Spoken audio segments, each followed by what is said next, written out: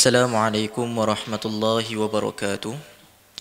Innal hamdalillah nahmaduhu wa nasta'inuhu wa nastaghfiruh wa na'udzu billahi min shururi anfusina wa min sayyiati a'malina man yahdihillahu fala mudilla lah wa man yudlil fala hadiya lah. Asyhadu an la ilaha illallah wahdahu la syarika lah wa asyhadu anna Muhammadan 'abduhu wa rasuluh, amma ba'd. Muslimin dan muslimat, sidang hadirin dan hadirat pendengar yang dirahmati Allah sekalian, alhamdulillah, pertama kali dan selama-lamanya kita merafakkan rasa syukur kepada Allah Azza wa Jal kerana dengan kesempatan dan juga izinnya dapat lagi sama-sama kita menggunakan nikmat yang Allah anugerahkan kepada kita di atas landasan ilmu. Dan alhamdulillah, pada pagi ini kita termasuk di dalam hadis yang Nabi sebut, man salaka tariqan yaltamisu fihi ilma sahhalallahu lahu bihi tariqan ilal jannah. Barang siapa yang menempuh suatu jalan dalam menuntut ilmu, maka Allah Subhanahu wa taala akan mempermudahkan baginya jalan ke syurga. Jadi muslimin dan muslimat yang dirahmati Allah sekalian, insya-Allah pada pagi ini kita akan membicarakan berkenaan dengan satu topik yang cukup menarik, iaitu berkenaan dengan hadis larangan mendiamkan ataupun memboikot saudaranya lebih daripada 3 hari. Jadi perbincangan kita pada hari ini lebih berkisarkan tentang isu persaudaraan sesama umat Islam. Kalau kita lihat dalam dunia kita sekarang ni, dalam arena kini, masyarakat saling bergaduh disebabkan berlakunya perselisihan, sama ada dari sudut agama, sama ada dari sudut ekonomi, sama ada dari sudut politik, sama ada dari sudut perbezaan pandangan. Jadi tuan-tuan dan puan-puan yang dirahmati Allah sekalian, hadis ini akan memberitahu kepada kita, akan menjelaskan kepada kita bahawasanya agama Islam ini menuntut kepada kita untuk memperkukuhkan hubungan persaudaraan. Jadi hadis yang kita akan bicarakan pada hari ini dimasukkan oleh Al-Hafiz Al-Imam Ibnu Hajar Al-Asqalani yang wafat pada tahun 852 Hijrah. Beliau masukkan di dalam kitab Bulughul Maram, di dalam Kitabul Jami' Babul Birri Wassilah. Jadi pada hadis yang ke-8 beliau masukkan satu hadis yang cukup menarik. An Abi Ayyub Al-Ansari radhiyallahu anhu anna Rasulullah sallallahu alaihi wasallam qala la yahillu li muslim an yahjura akhahu fawqa 3 layalin yaltaqiyani fayu'ridu hadha wa yu'ridu hadha wa khairuhum alladhi yabda'u bis salam, muttafaqun alaih. Jadi maksudnya daripada sahabat Nabi sallallahu alaihi wasallam Abu Ayyub Al-Ansari radhiyallahu anhu, sesungguhnya Rasulullah sallallahu alaihi wasallam bersabda, la yahillu li muslim, tidak halal bagi seseorang muslim, an yahjura akhahu, untuk memboikot, untuk mendiamkan saudaranya, fawqa 3 layalin, selama lebih daripada 3 hari ataupun 3 malam. Yaltaqiyani, mereka saling bertemu. Fayu'ridu hadha wa yu'ridu hadha, maka seseorang berpaling kepada saudaranya dan saudaranya pun berpaling daripadanya. Wa khairuhum alladhi yabda'u bis salam, dan sebaik-baik di antara mereka berdua yang saling bermusuhan ini adalah yang mula-mula memberikan salam. Hadis muttafaqun alaih, riwayat Al-Bukhari dan Muslim. Jadi insya-Allah berdasarkan kepada hadis ini kita akan sentuh 2 perkara yang asas. Yang pertama sekali adalah at-ta'rif bir-rawi, pengenalan kepada perawi dalam kalangan sahabat yang meriwayatkan hadis ini. Yang keduanya adalah berkenaan dengan makna ataupun kita katakan maksud bagi matan hadis ini. Apa yang nak disampaikan oleh baginda Nabi sallallahu alaihi wasallam menerusi hadis ini. Jadi yang pertama sekali kita pergi kepada at-ta'rif bir-rawi, pengenalan kepada perawi yang meriwayatkan hadis ini.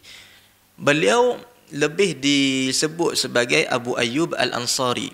Adapun dari sudut nama, nama beliau adalah Khalid bin Zaid bin Kulayb. Beliau ini daripada Bani Najjar, dan kisah dia dengan Nabi sallallahu alaihi wasallam, kisah beliau bersama dengan baginda Nabi sallallahu alaihi wasallam ni cukup masyhur.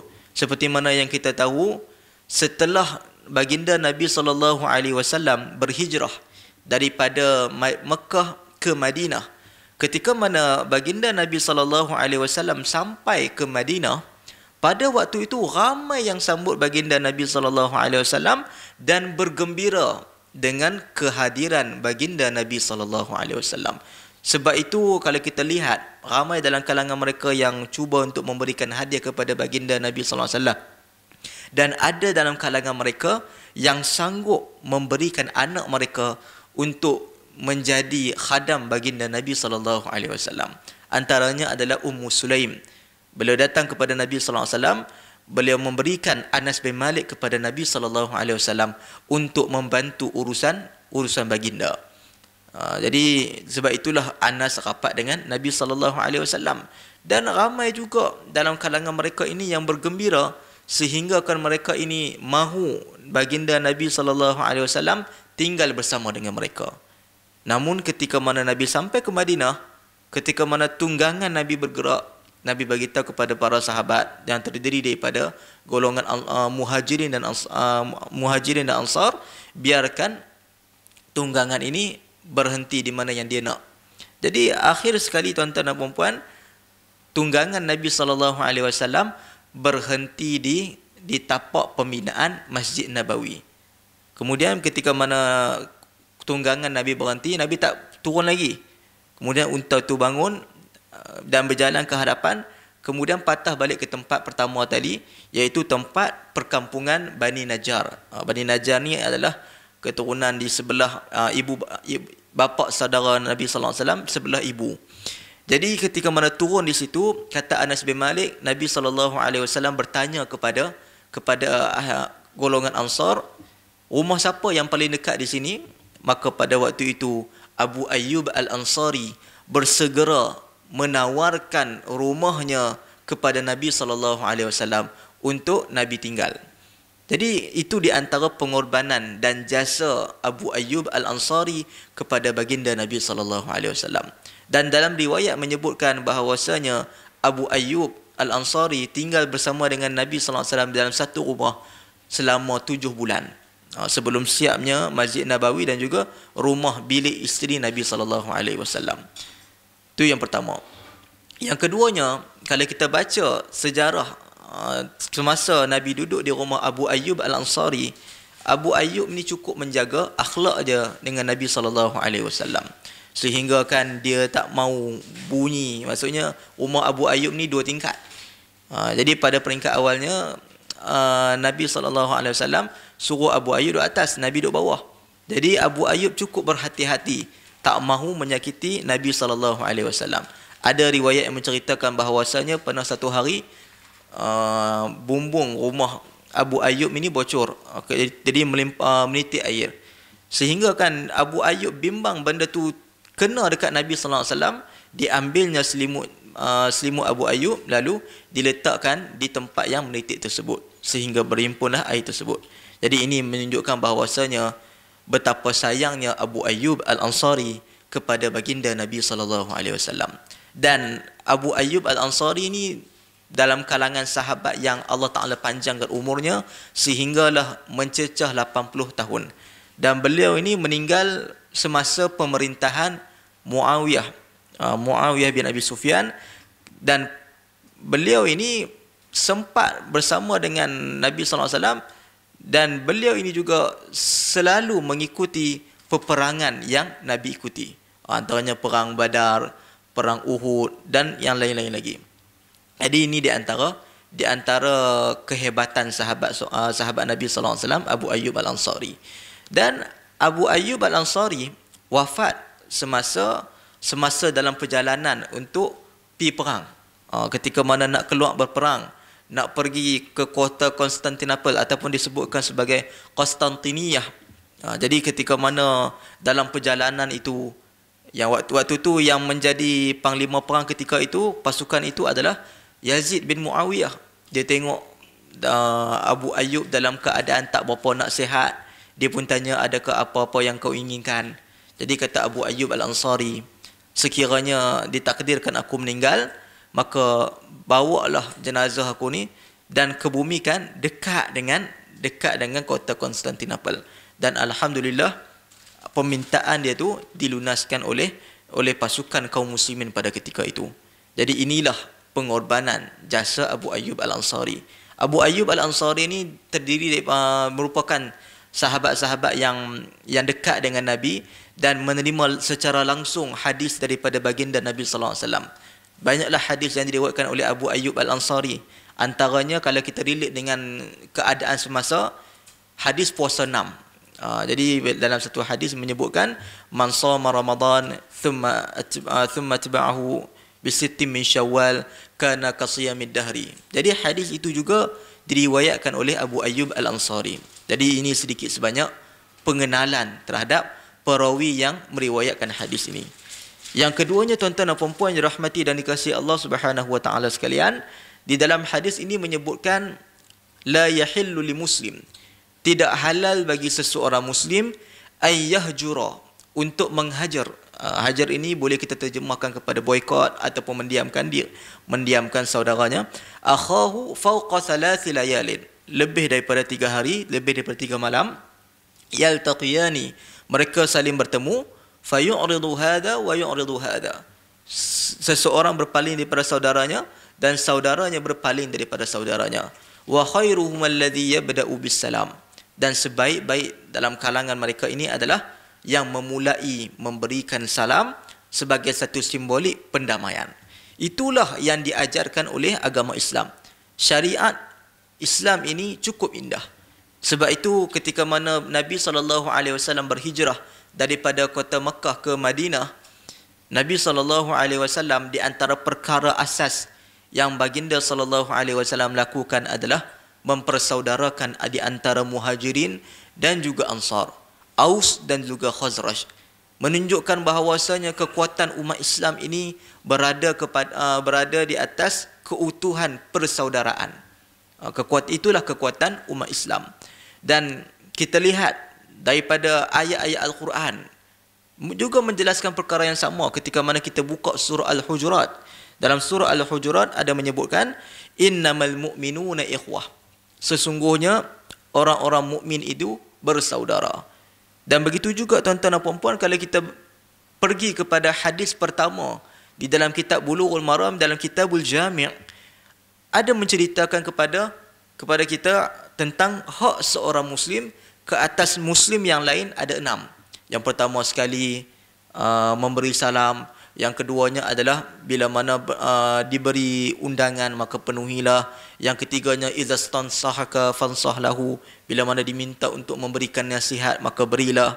Yang keempatnya adalah wa idza atasa fahamidallah fashammithu, bila mana saudara kamu bersin lalu dia mengucapkan alhamdulillah, maka balaslah dengan ucapan tashmid, yahdikum yarhamukallah. Kemudian saudara itu balas balik, yahdikumullah wa yuslihu balakum. Yang kelimanya adalah menziarahi orang sakit, dan yang keenamnya adalah mengunjungi jenazah.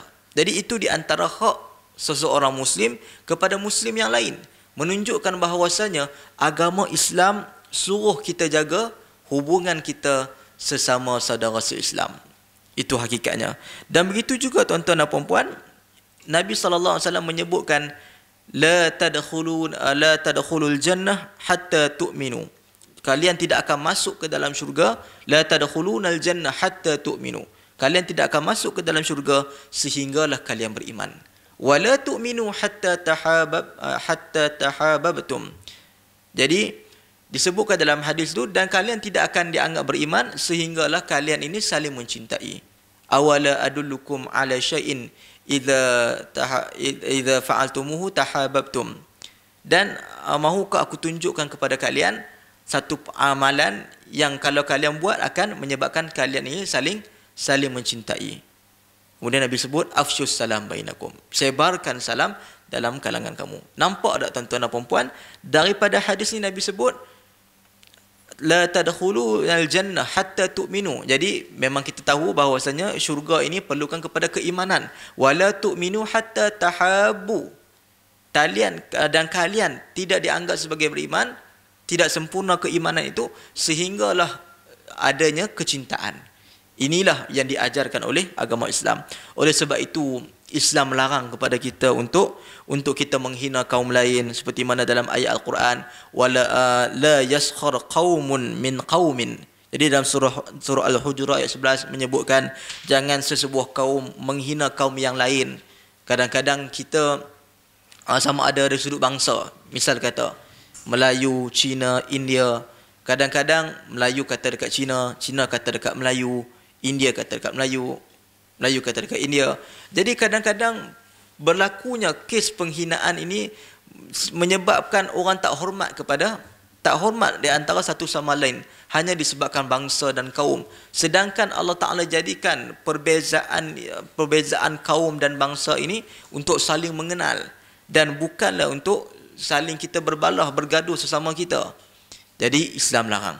Dan begitu juga dalam ayat Al-Quran dalam surah Al-Hujurat menyebutkan wala tajassasu wala yaghtab ba'dukum ba'da. Dan janganlah kalian saling mencari kesalahan di antara kalian dan janganlah saling ghibah di antara kalian.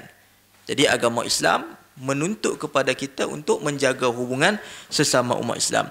Dan begitu juga tuan-tuan dan puan-puan, Islam melarang kita daripada menjual di atas jualan orang mukmin, dan begitu juga wala yahtubur rajul ala khitbati akhihi. Janganlah seseorang melamar di atas lamaran saudaranya. Maksud kata kawan tu dah bertunang, kita nak rampas tunang dia, kita kata tak apa baru bertunang. Sedangkan tuan-tuan dan puan-puan, perbuatan itu akan melahirkan perasaan dendam sesama umat Islam, sesama saudara.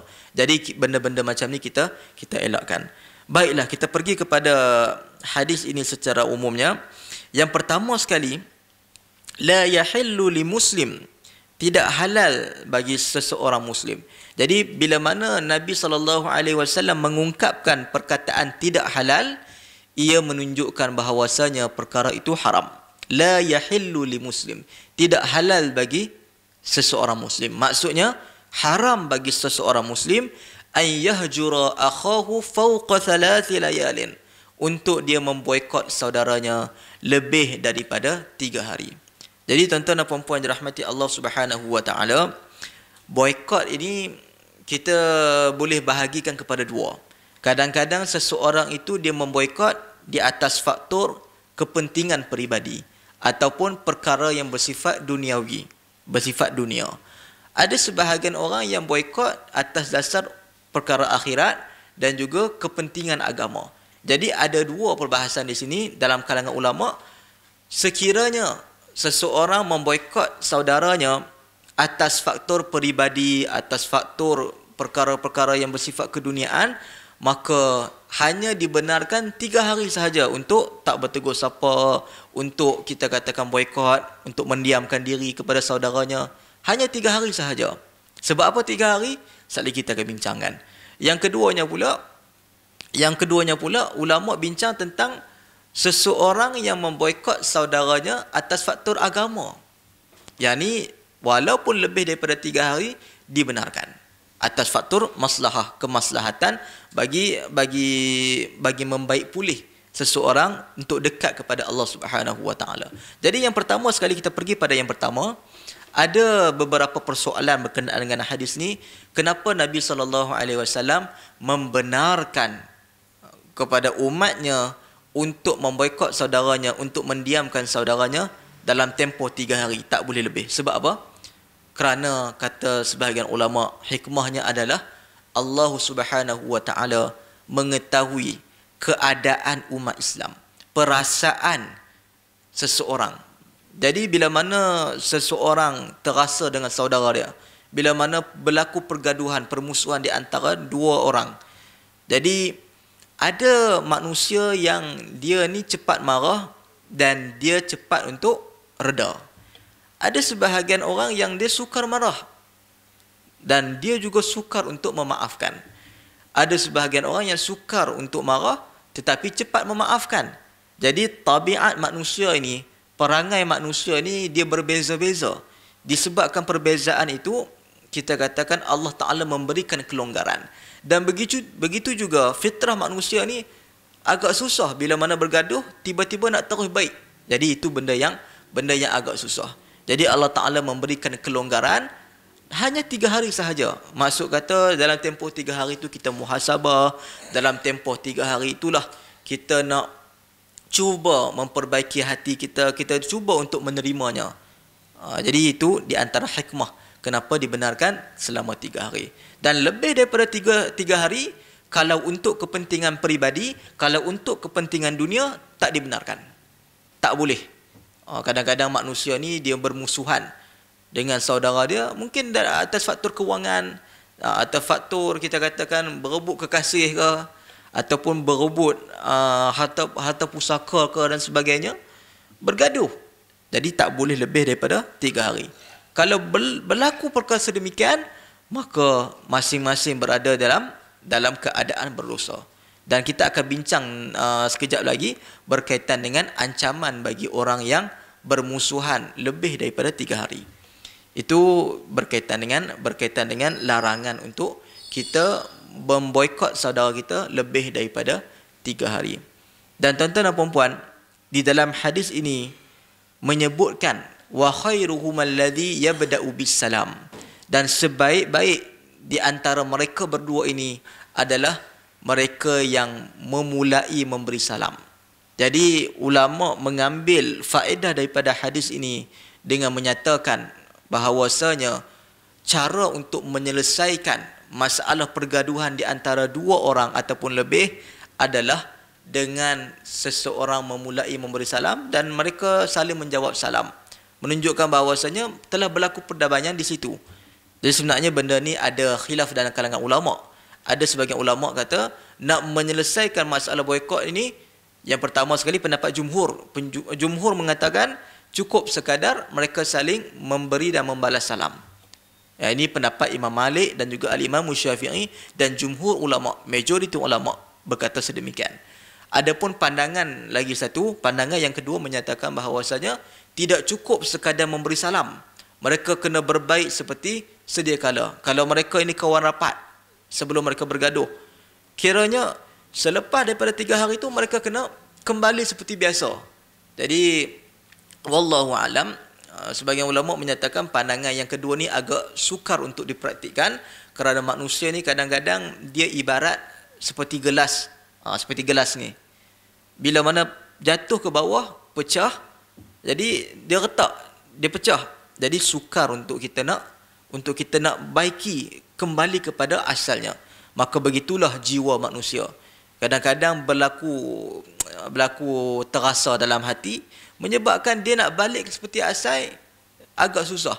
Jadi cukup sekadar memberi salam dan mereka bertegur sapa. Itu pun sudah memadai. Dan tuan-tuan dan puan-puan, saya nak bawa sikit beberapa kisah tentang bagaimana akhlak salafus salih dahulu, bagaimana akhlak ulama dahulu, sama ada dalam kalangan salafus salih termasuk dah dalam kalangan sahabat. Mereka ini sukar untuk berdendam. Walaupun berlaku perbezaan pendapat dalam kalangan mereka. Sebab itu tuan-tuan dan puan-puan, di antara tanda akhlak mulia ini kata Imam Ahmad, an tahtamila ma yakunu. Jadi bila mana kita diberikan keburukan, maksudnya orang membuat keburukan kepada kita, kalau kita mampu membalas dengan kebaikan, maka itu satu kelebihan dalam diri kita. Itu satu kelebihan. Dan ini juga dijelaskan dalam surah Fussilat ayat ke-34 dan 35, di mana Allah Ta'ala menyatakan bahawasanya orang yang dia ni boleh membalas kebaikan, membalas keburukan dengan kebaikan, mereka ini adalah terdiri daripada golongan orang yang sabar dan juga orang yang mendapat keberuntungan. Jadi Allah Ta'ala memuji mereka ini. Contohnya tuan-tuan dan puan-puan, pada zaman Nabi SAW, ketika mana berlakunya peristiwa isteri Nabi Aisyah radhiyallahu anha difitnah. Pada ketika itu tuan-tuan dan puan-puan, yang terlibat dengan memfitnah anak Saidina Abu Bakar ini adalah Mistah bin Uthathah. Mistah bin Uthathah ni adalah sepupu bagi Abu Bakar As-Siddiq. Jadi sepupu dia ni mendapat bantuan kewangan, bantuan makanan daripada Abu Bakar. Bila dikatakan Abu Bakar ni selalu bagi bantuan kepadanya. Bila mana Abu Bakar As-Siddiq mendapat tahu bahawasanya sepupu dia ni telah melakukan satu perkara yang tak baik kepada anaknya, maksud dia kata terlibat dalam menyebarkan fitnah, keburukan perkara ini, fitnah kepada Aisyah radhiyallahu anha, maka kata Abu Bakar, demi Allah aku takkan bagi dah bantuan kepada saudara aku, sepupu aku, iaitu Mistah bin Uthathah. Macam kita lah, kadang-kadang kalau kita duduk di tempat Abu Bakar pun mungkin kita akan kata tergamak dia buat macam tu. Aku bagi duit setiap bulan, aku bantu dia, ini yang dia balas. Mungkin itu yang kita ungkapkan. Dan begitulah pada peringkat yang pertama yang dilakukan oleh Abu Bakar. Kemudian dia teringat tentang satu firman Allah Subhanahu wa taala daripada surah An-Nur ayat ke-22, di mana ayat tersebut Allah Taala melarang daripada seseorang bersumpah untuk tidak memberi infak kepada kaum kerabat dan juga orang miskin, dan Allah Taala menganjurkan, Allah Taala menyuruh kepada kemaafan, dan Allah Taala menyatakan di dalam ayat itu, ala tuhibbuna ayyaghfirallahu lakum. Sukakah kamu sekiranya Allah Taala mengampunkan dosa kamu? Jadi Abu Bakar kata, aku suka. Jadi dia pun terus bersumpah semula, aku akan meneruskan bantuan aku kepada Mistah bin Uthathah. Jadi demi mendapat kebaikan agama itu, Abu Bakar sanggup mengetepikan perasaan marah dia kepada Mistah kerana ingin mendapatkan keampunan daripada Allah Azza wa Jal. Itulah akhlak yang terbaik daripada Abu Bakar As-Siddiq. Dan begitu juga tuan-tuan dan puan-puan, ketika mana berlakunya peristiwa perselisihan faham antara Al-Imam Syafi'i dan juga Yunus As-Sadafi. Waktu tu Yunus As-Sadafi agak terasa dengan Al-Imam Syafi'i. Tetapi walaupun Al-Imam Syafi'i ini lebih faqih daripada Yunus As-Sadafi, dia datang kepada Yunus As-Sadafi dan Al-Imam Syafi'i menyatakan kepada Yunus, walau lebih kurang macam ni lah, walaupun kita berselisih faham, tetapi kita tetap saudara. Jadi ini menunjukkan akhlak salafus salih terdahulu.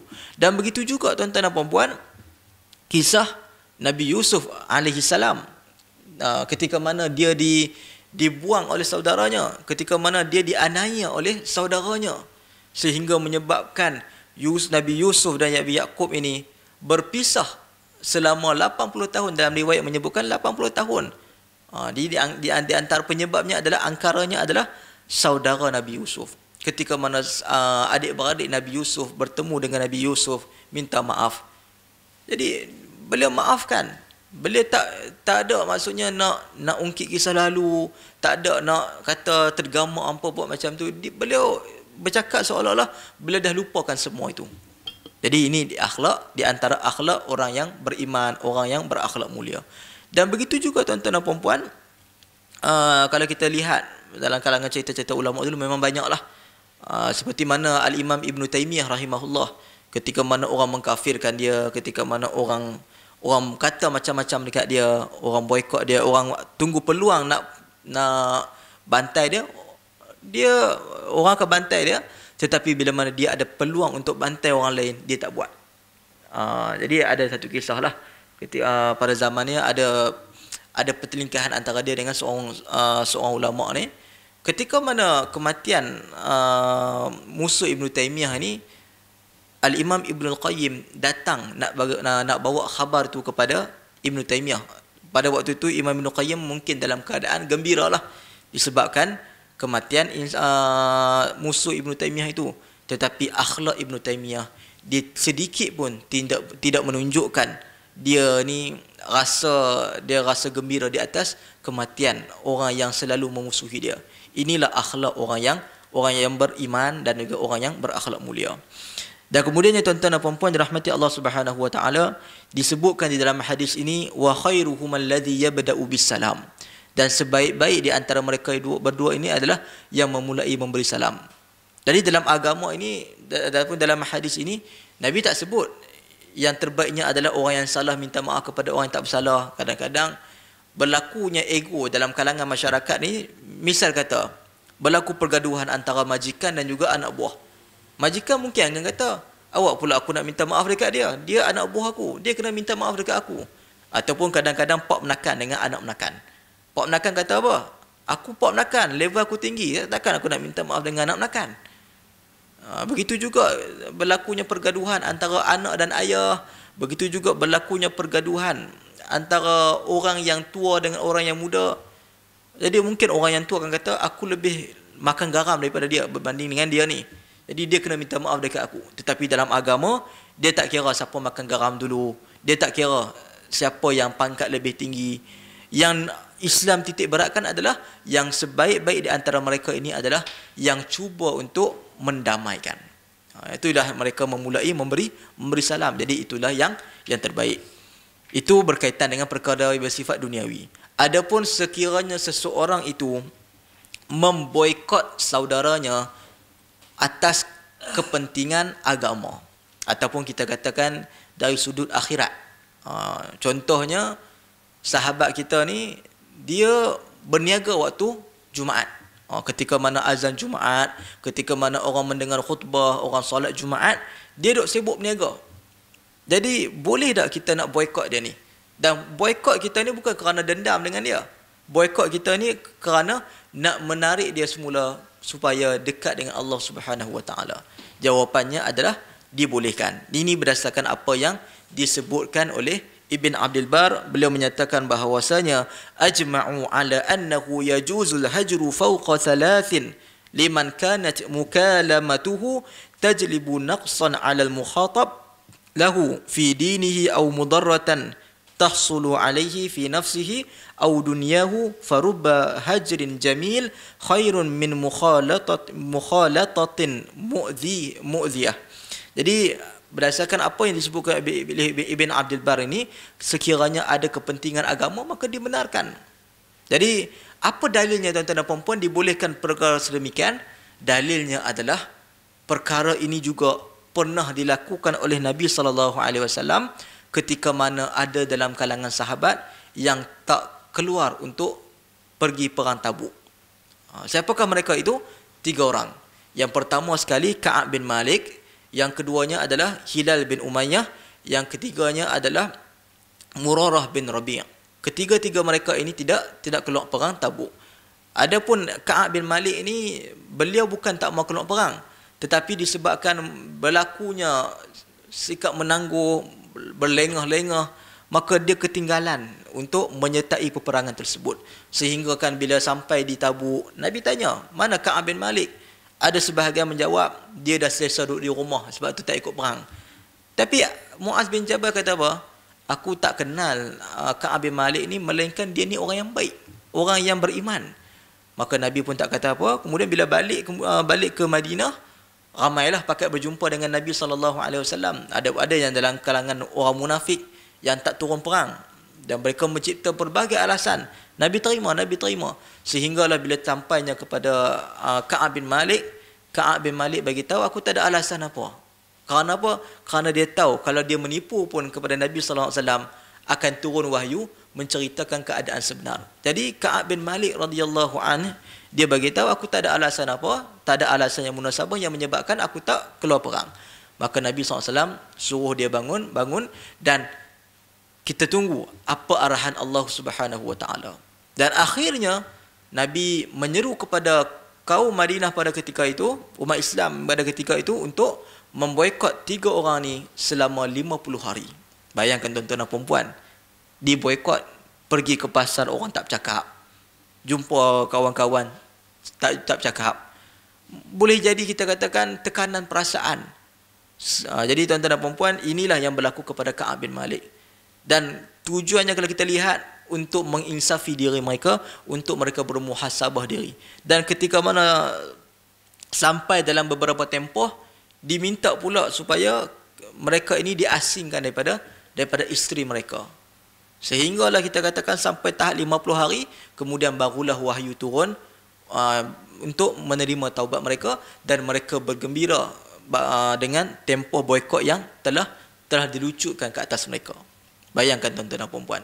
Jadi di atas faktor hadis inilah tuan-tuan dan puan-puan, dibolehkan kepada kita untuk boikot seseorang supaya dia dekat dengan agama. Misal kata, contoh, dia ni rajin duduk berniaga ketika mana solat Jumaat, ketika mana orang mendengar khutbah. Jadi di antara boikot, mungkin kita kurang bertegur sapa dengan dia, kita kurang pergi beli barang kat kedai dia, walaupun kita kawan dia, tapi kita tunjukkan rasa tak suka kepada dia. Bukan tak suka kepada dia, tak suka kepada perbuatan dia yang meninggalkan solat Jumaat untuk mencari wang. Jadi mungkin dengan sebab itu dia akan rasa, kenapalah orang tak mai kedai aku, kenapalah orang tak suka kepada aku, sehingga dia akan fikir kesalahan dia dan dia akan kembali kepada Allah Subhanahu Wa Taala. Itu yang terbaik. Tetapi kata para ulama, boikot ini perlu dilihat. Sekiranya boikot ini membawa kepada kebaikan, maka dipersilakan untuk boikot. Tetapi kalau boikot ini membawa kepada dia jauh daripada Tuhan, maksud kata kalau kita boikot dia tak rasa apa, bahkan dia menjauhkan diri daripada orang-orang yang beragama dan dia mencari orang-orang yang dalam kalangan ahli maksiat. Jadi ini yang dibimbangkan. Oleh sebab itu tuan-tuan dan puan-puan, kita kena lihat, sekiranya boikot itu ada maslahah, ada kemaslahatan, maka boleh lakukan. Sekiranya tidak ada kemaslahatan, maka tidak perlu untuk dilakukan. Jadi ini berkaitan dengan maksud yang nak disampaikan oleh Nabi SAW berkenaan dengan hadis ini. Dan kemudiannya tuan-tuan dan puan-puan, kita akan pergi pula kepada ancaman bagi orang yang melakukan boikot ni. Selain daripada kita katakan berdosa tuan-tuan dan puan-puan, ada 3 ancaman yang perlu kita faham, yang disokong dengan hadis-hadis yang lain. Yang pertama sekali, dalam sebuah hadis riwayat Abu Hurairah, hadis riwayat Muslim, dalam Kitabul Birri Wassilah wal Adab, dalam kitab Imam Muslim memasukkan satu hadis daripada Abu Hurairah radhiyallahu anhu, bahwasanya Rasulullah sallallahu alaihi wasallam bersabda, tuftahu abwabul jannah yaumal itsnaini wa yaumal khamis. Maksudnya dibukakan pintu syurga ini pada setiap hari Isnin dan setiap hari Khamis. Fayughfaru likulli 'abdin la yusyriku billahi syai'a. Lalu Allah Taala mengampunkan dosa setiap dalam kalangan orang Islam yang tidak mensyirikkan Allah. Maksud kata, ada beberapa faedah berkaitan dengan hadis Nabi ini. Nak bagi tahu, yang pertama, dosa syirik itu cukup besarlah sehingga tak diampunkan melainkan dengan taubat. Yang keduanya, kita katakan nak bagi tahu betapa Allah Taala ni, rahmatnya Allah Taala ini memberikan pengampunan kepada kita. Allah Taala mengampunkan dosa kita. Fayughfaru likulli 'abdin la yusyriku billahi syai'a. Diampunkan dosa hamba yang tidak mensyirikkan Allah dengan sesuatu pun, illa. Nah, kemudian dalam hadis tu Nabi sebut illa, kecuali rajulan, illa rajulan kanat bainahu wa baina akhihi syahna, kecuali bagi seseorang yang mana di antara dia dan juga saudaranya berlaku syahna, permusuhan, pergaduhan, kebencian di antara mereka. Kemudian fayuqal, maka dikatakan kepada para malaikat, anzuru hadaini hatta yastaliha, anziru hadaini hatta yastaliha, anziru hadaini hatta yastaliha.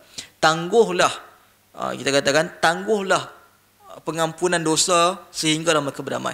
Tangguhlah pengampunan dosa kepada mereka ni sehingga mereka berdamai. Tangguh pengampunan dosa kepada mereka sehingga mereka berdamai. Maksudnya disebutkan dalam hadis itu 3 kali. Jadi tuan-tuan dan puan-puan, ini sangat mengerikan. Bagaimana kita yang sepatutnya mendapat pengampunan daripada Allah Subhanahu Wa Taala tetapi ditangguh. Disebabkan apa? Berlakunya pergaduhan, persengketaan antara umat Islam. Itu yang pertama. Yang keduanya tuan-tuan dan puan-puan, hadis yang kedua pula menyebutkan hadis riwayat Abi Khirash, wa an Abi Khirash As-Sulami radhiyallahu anhu annahu sami'a Rasulullah sallallahu alaihi wasallam yaqul man hajara akhahu sanah fahuwa kasafki damihi. Daripada Abi Khirash As-Sulami, beliau menyatakan bahawasanya dia mendengar Rasulullah sallallahu alaihi wasallam bersabda, man hajara akhahu sanah, barang siapa yang memboikot saudaranya selama setahun, fahuwa kasafki damihi, maka seakan-akan dia telah menumpahkan darah saudaranya.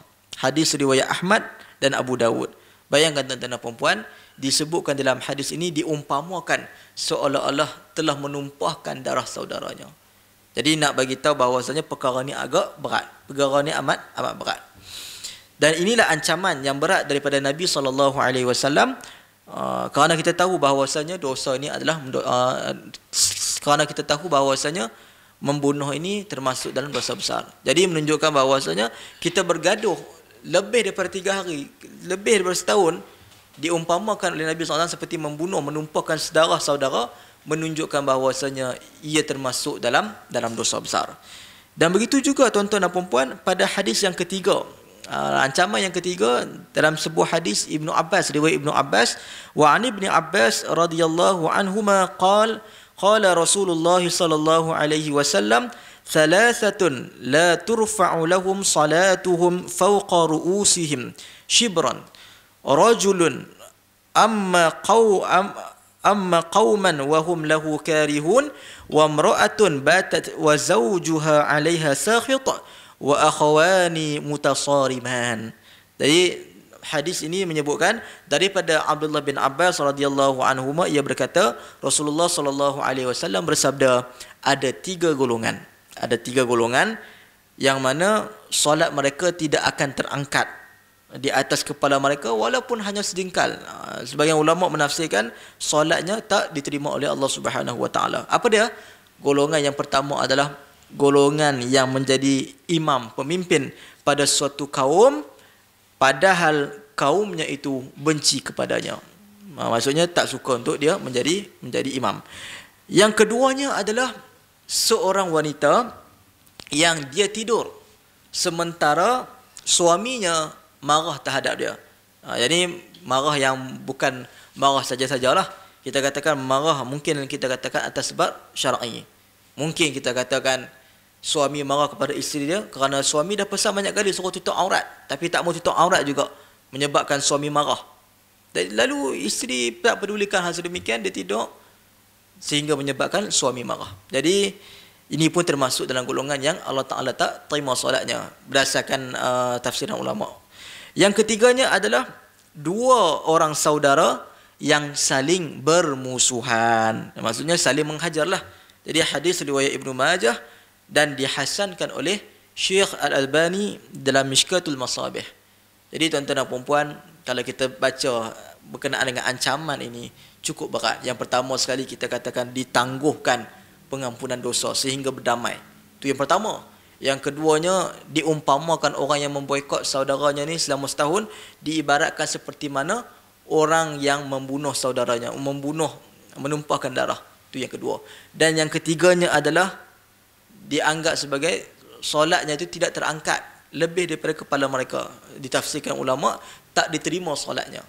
Jadi tuan-tuan dan puan-puan, cukuplah 3 ancaman ini untuk menunjukkan bahawasanya agama Islam sangat menitik beratkan isu persaudaraan. Jadi tuan-tuan dan puan-puan, mengambil masa yang ada pada pagi ini, saya nak bagi tahu kepada tuan-tuan dan puan-puan, walaupun kita berbeza pendapat dari sudut politik, walaupun kita berbeza pendapat dari sudut mazhab, walaupun kita berlaku perbezaan dari sudut pandangan kita, mungkin pandangan kita pergi kepada paksi yang kita katakan paksi A, kawan kita lihat daripada paksi B, yang ni tengok daripada paksi C. Jadi perbezaan itu satu benda yang biasa, normal. Jangan jadikan perselisihan itu membawa kepada permusuhan. Kalau sampai kepada peringkat itu, sampai kepada peringkat tak bertegur sapa, maka kita termasuk dalam hadis yang kita bicarakan pada hari ini. Jadi tuan-tuan dan puan-puan, moga Allah Ta'ala menjaga diri kita sentiasa berada di atas jalan orang-orang yang beriman, sentiasa meninggalkan perkara-perkara yang dilarang oleh Allah Subhanahu Wa Ta'ala, dan kita minta supaya Allah Ta'ala memberikan kepada kita kekuatan untuk mengabdikan diri kepada Allah Subhanahu Wa Ta'ala. Allahumma a'inni ala dzikrika wa syukrika wa husni ibadatik. Jadi tuan-tuan dan puan-puan, saya rasa mungkin setakat itu saja untuk pagi ini. Apa yang baik itu datang daripada Allah Subhanahu wa taala, yang buruk daripada kelemahan sendiri. Aqulu qawli hadza wa astaghfirullahal azim li wa lakum. Assalamualaikum warahmatullahi wabarakatuh.